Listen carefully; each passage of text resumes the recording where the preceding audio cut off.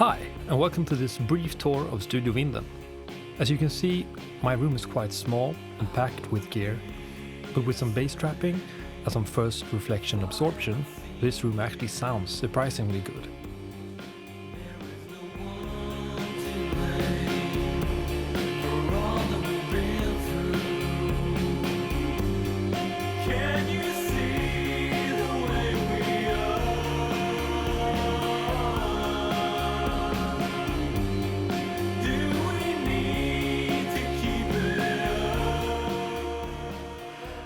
I mix predominantly in the box, but I break out the outputs into a stereo track for drums, a mono channel for kick and snare, a stereo track for the rest of the music and vocals, and another stereo track for a parallel compression bus.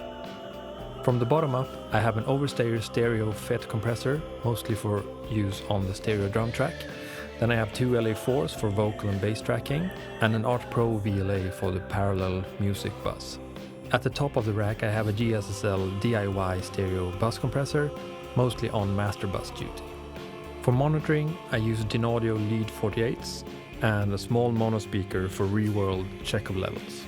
In the left rack I have a small but really versatile selection of mic pre's and an 1176 style compressor for use on the kick and snare mono bus.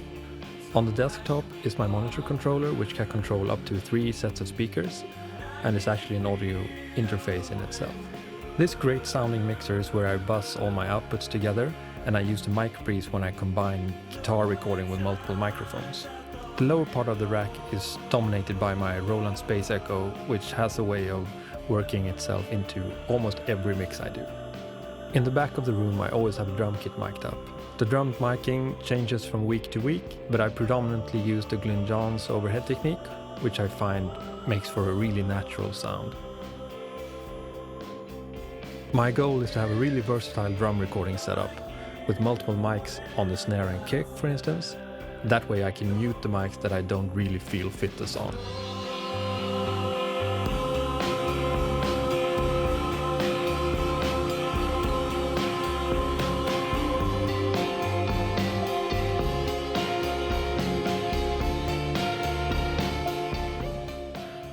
Maybe surprisingly for such a small room, I really like the sound that I get from the T-Bone RB100 ribbon mic as a room mic for drums. And talking about microphones, this is my main vocal mic. It's a GZ67 from 3U Audio.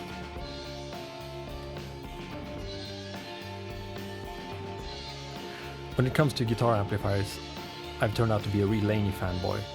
The LC30 amplifier is something that I've had for the last 25 years, and the Laney IRT Studio on top is a great high gain option. The yellow thing is a reamp box, followed by a perfectly normal pedal board. The one pedal that may stand out is the Locobox Mr. Disto, which is a wonderful low gain overdrive pedal. A quick overview of my guitars. I have an Aria Pro 2 from the mid-80s.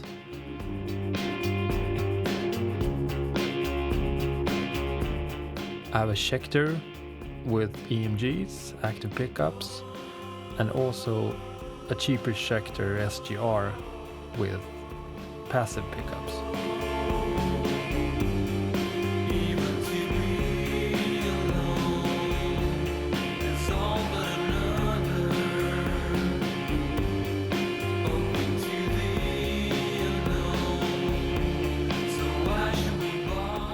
My main guitar is probably this Fender Custom Tele, which also happens to be the only guitar bought new in 1997.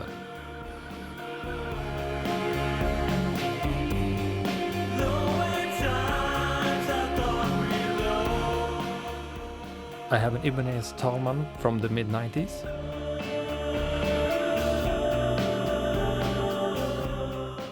And a wonderful Squier, also a custom Tele with P90s, which sounds fantastic.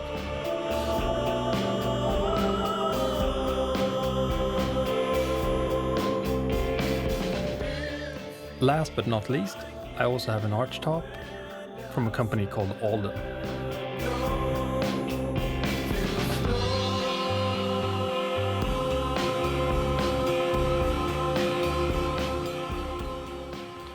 On the wall of the stairs I have a Guild D4 acoustic and a Squier jazz bass.